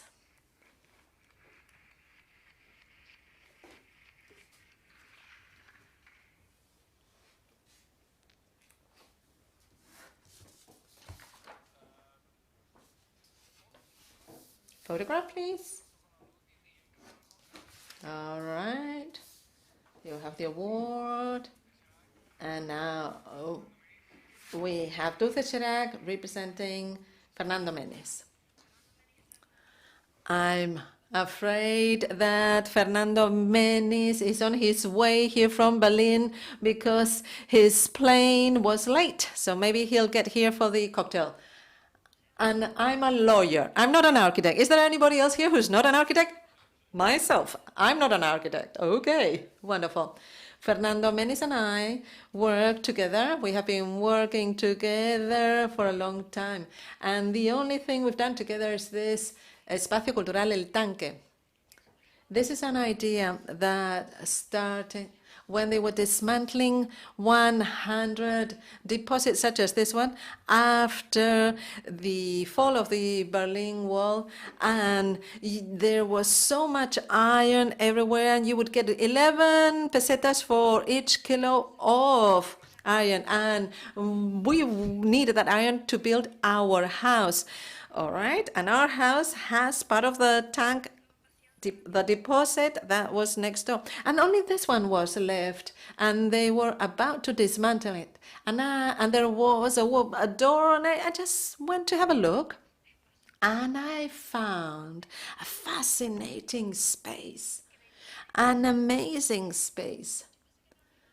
And I thought, you wouldn't give us the award because you haven't seen it on the inside, because what you can see here on the outside is these deposits that we hated in Santa Cruz because they would be polluting the air, but you should see it on the inside. It's like the Cathedral of Blade Runner 1. It's a deposit that is a wonderful engineering piece of work made by anonymous engineers that with a minimum of materials obtain a maximum capacity to contain tons, millions of tons of oil. And this tank had already been sold to Ferrovial to build a two-storage building. Nothing had been planned for it apart from this. That was in 1997. And I'm not going to tell you the whole story because it's a long, long story. But we were able to save it. And this is a joint project, because without a lawyer, this project wouldn't have been made possible. A big hand for the lawyer. It's true, you know.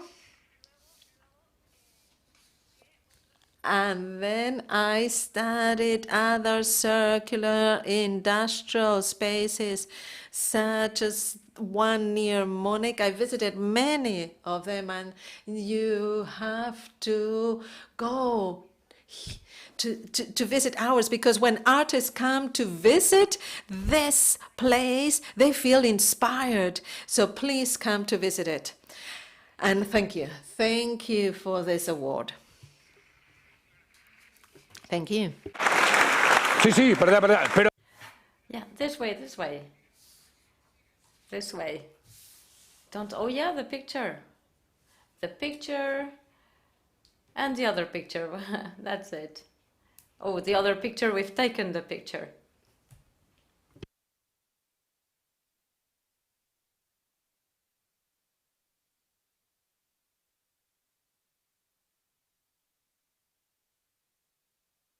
All right, and now we're going to ask to Mr. Guim Costa to come here, who's the Dean of the Architects Catalan Association.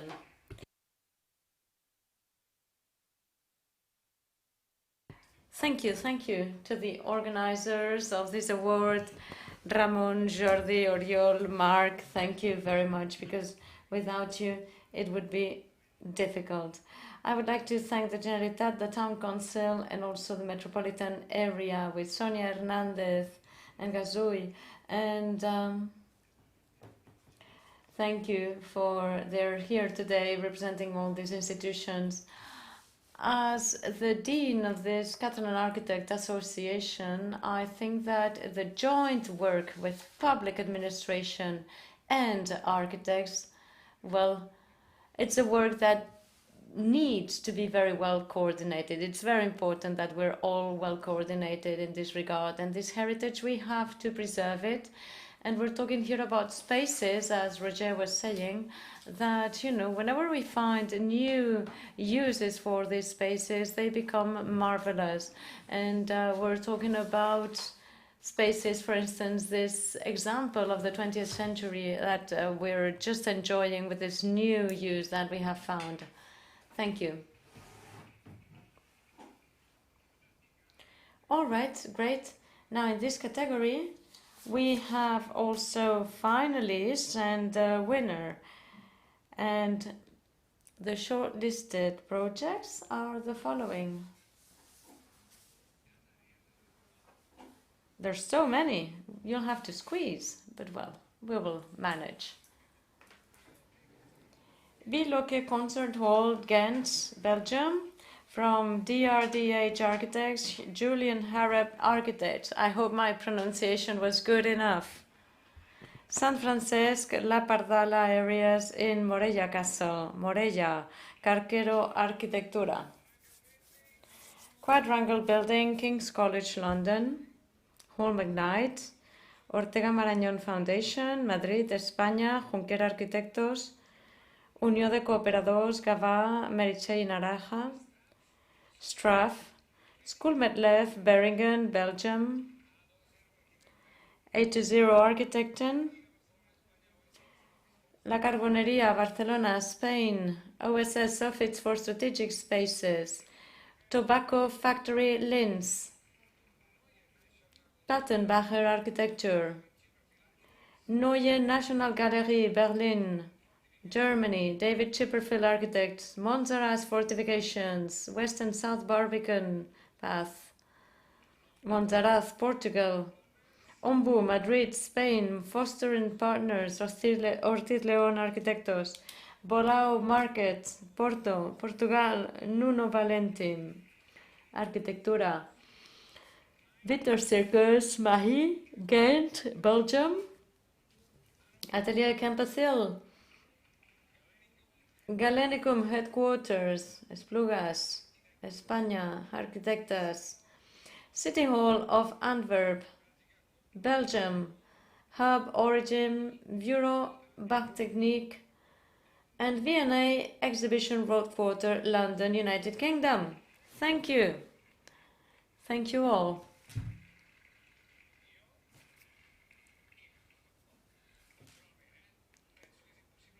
Well, personally, I think that it's going to be impossible to take them all in a row. Do you think we can make it? Or maybe 2 rows, like one front row and a second row, so that this would be much better. And just wait, because there are more people to come up.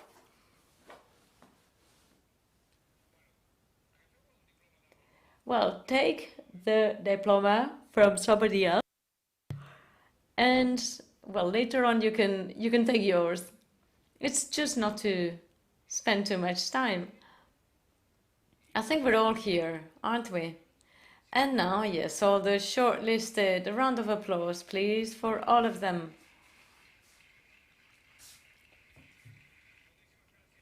Thank you. You can leave wherever you want. And after the shortlisted, we're going to the finalists. We're going to wait for you to sit, so that you have to get up once more. And the 4 finalists are Unió de Cooperadors, Gavà, España, Meritxell i Naraja, City Hall of Antwerp, Belgium, Linoke Concert Hall, Belgium, Ghent, and Winter Circus, Mahi, Ghent, Belgium.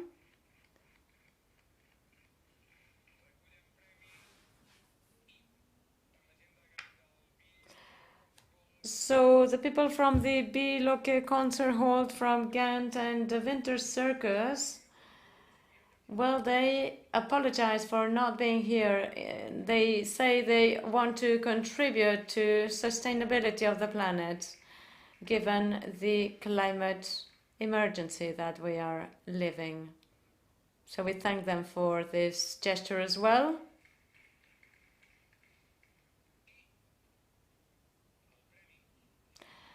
And the award to the category Built Heritage goes to Neue National Galerie, Berlin, David Chipperfield Architects. Rodrigo Anton Carrasque is here to collect the award.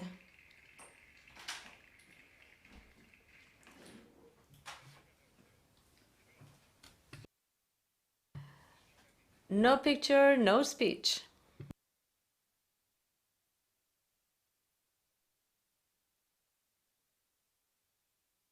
Yeah, there's a lot of light here at the front. Congratulations. Buenas tardes.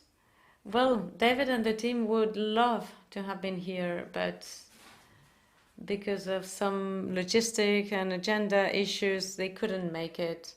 And they said, well, Santiago de Compostela is not far away. You could make it. Well, I could. I didn't work at this project. I worked in Berlin, but not at this project. But I could see the copies of the plans. And I could see Martin, and I didn't dare to ask him if I could collaborate in the project or not, because it was quite complicated. But well, I'm going to use Martin's words, and he's the director, and he defines the complex design in this way. This was an exceptional project, the attention to the preservation details, the respect for what was built, the evaluation of the different museum details, the heritage details, and also the explicit message that after the finalization of these works, we will have one more work of the modern movement that has been restored with a lot of caution. And no splendor, no promise, no reinterpretation, no aesthetic reinterpretation, just the restoration of the last masterpiece by Ludwig Mies van der Rohe. Thank you very much. Thank you.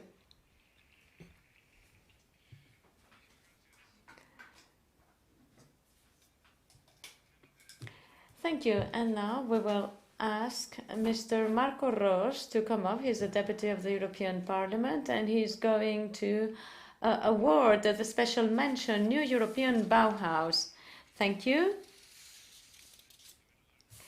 All right. Thank you very much. First of all, I would like to thank you for organizing this award, but especially for incorporating this mention to the New European Bauhaus. I think you know that after 3 years of reflecting about this was an initiative by the European Parliament. And, well, you all know what the New European Bauhaus is. But just in case and to avoid confusion, this is not a directive by the European Union. This is not a financial instrument. It's just a kind of call to incorporate values here. And this is a call I make upon not only the refurbishing of buildings, because we do have all the building heritage of the European Union, but just to include not only sustainability, but also beauty. And we know a lot about beauty as architects. And to get more involvement and think about really all those who need these buildings, because we're going to invest a lot of money from the European Union. And the dimension of cultural heritage has been incorporated in our instruments. And I would like to say that we have thought a lot about renovating buildings by including beauty, but also 2 dimensions: sustainability, energy sustainability, and also new uses. Inclusion, I mean, not with an elitistic approach, but with an inclusiveness approach. And that's why there's such a variety of shortlisted and selected projects. And that's why it was so difficult for the jury to make up their mind. Thank you very much again for incorporating this special restoration mention. This is just a call made to all of us to think about these 3 values.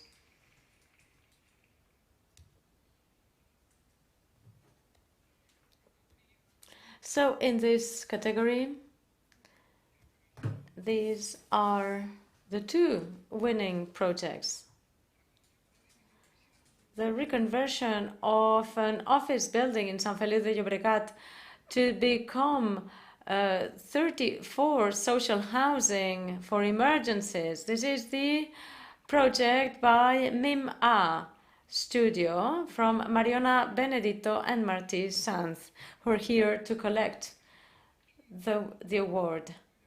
And the second award for this new Bauhaus mention is the rehabilitation of Barrio de las Flores in A Coruña in Spain, territories XLM and BCQ architecture. Elena Cruz and Monica Beguet are here to collect the award.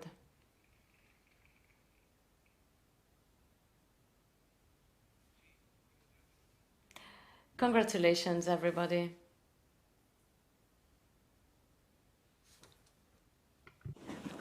Que ningú es quedi a l'ombra. Perfecte. Un aplaudiment, sisplau.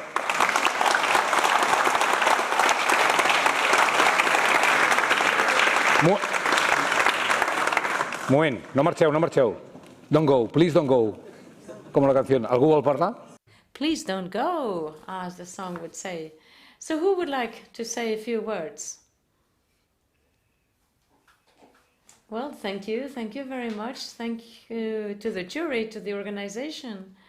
Well, to be honest, we didn't expect this, and we're very thankful, for, we have done a modest intervention. It's a simple building. It's at the borderline of the industrial limit in a city that has lived a hard situation. So being able to transform this into housing, well, we were very enthusiastic about this, and we put all of our efforts. Dothe used to say before that without the mission of the lawyers, they couldn't have made their project.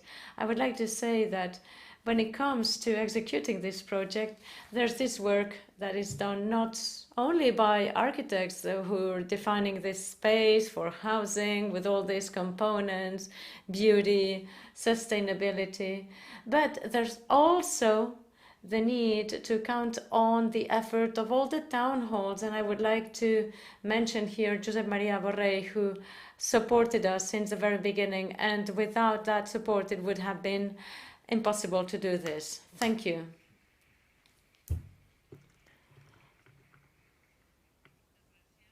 Thank you very much also. We are a team made up of two teams. I belong to Territories XLM and BCQ, and this is a team that was multidisciplinary. I'm not an architect either, so some of us aren't. But we also have, of course, a team of architects who are specialized in social participation, citizen participation, landscape, and we have all contributed to this integration rehabilitation plan in this district. We wanted to restore the buildings, but also taking into consideration the social approach, because there's quite a specific situation there with an aging population with some difficulties. So we're so happy to receive this special mention with our project. Thank you.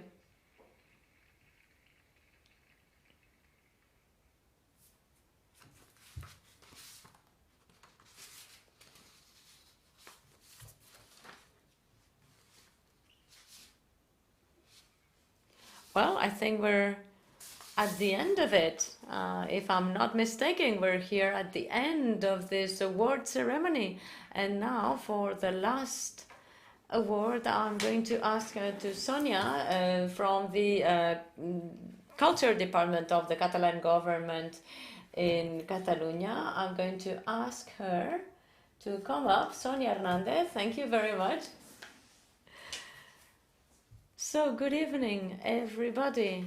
I would like to start by saying that for me, well, it is also very satisfying, and I'm so delighted to be here today. And I know I'm repeating what everybody else said, but this venue is a World Heritage Space. And actually, this is just a way to show you that this is a space which is alive, and to me this is a very important element to bear in mind when it comes to preserving heritage. The more alive the space can be, the better for preservation. I would like to thank the official Catalan Architect Association and all the organizers for really conducting this event and organizing this event. I would like to congratulate as well all the participants, all the candidates, and of course all the winners. Cultural heritage which includes architectural heritage, is one of the fundamental witnesses of history, actually, of a community. And this is a heritage that we have to preserve and convey to future generations. That's why it's so important for us at the Department of Culture. It is so important to participate in these awards, and this special mention for restoration of architectural heritage is so important for us. So this is that special mention and the last award. Thank you very much. Well, so this last mention, I think we have the most difficult name to pronounce at the end. And the winner is the rehabilitation of Groothuis Museum in Brugge in Belgium. Groothuis Museum in the city of Bruges in Belgium. Be Justa Architecten. I think you're here. Yeah, you can see you here. So you have just been awarded this special mention. Yes. So Belgium has got this prize for the restoration of the museum in Bruges. And first of all, I would like to say that we're sorry for not being there to collect the prize, but it's, well, due to agenda issues, we couldn't make it. But we still would like to thank you for this recognition. And I would like to underline the work of the restoration team and the rest of the team also who participated in this. And now, if you ever come to Belgium and visit Bruges, this is a magnificent space. And well, this is the restoration is a masterpiece, and I would like to recommend you all to visit this because it's quite impressive if you see the pictures, but reality is even more impressive. We have taken very good care of this project. So it's important not only to see this in paper, but to see it on site. So again, thank you. And secondly, I would like to invite you to enjoy this space, not only the city, which is magnificent, but also all the project and the building. Thank you very much.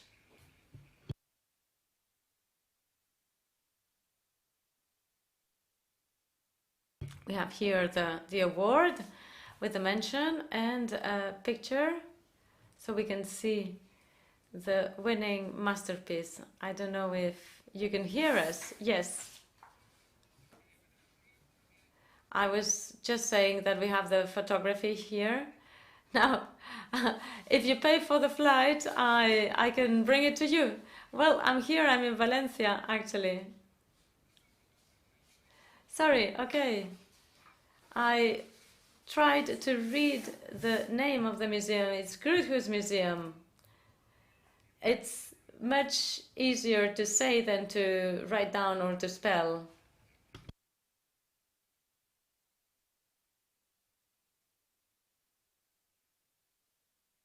All right, so, well, thank you very much. And I think that having said this, I think we have finished this award ceremony. I don't know if you... Thank you for inviting me, by the way.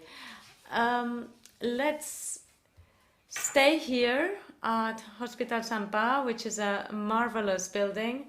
You know, when I was admitted to hospital here, I was feeling a little bit down the weather. And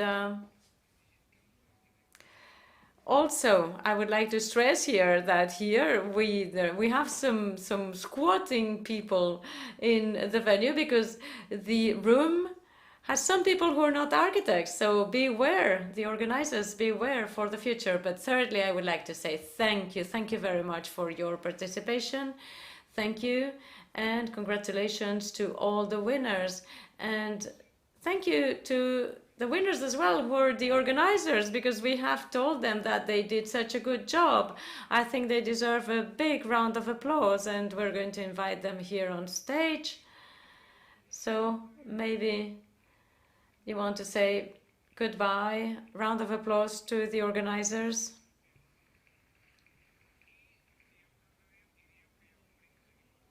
And so you just have to invite us to have a little glass here. Okay, so well, it's the four of us, but not only the four of us. We would like to thank also the rest of the team, Capdevila, Barry Sanchez, who, without them, this could not be possible. But also, I'd like to thank the jury, the audience, the shortlist, the technical team, the Sant Pau venue, the Catalan Association, all the authorities, all the institutions. Thank you for your patience and also thank you for your participation. Thank you very much. And now, at the exit here, well, we have organized a little glass of cava to have a nice toast. Thank you. You're all invited.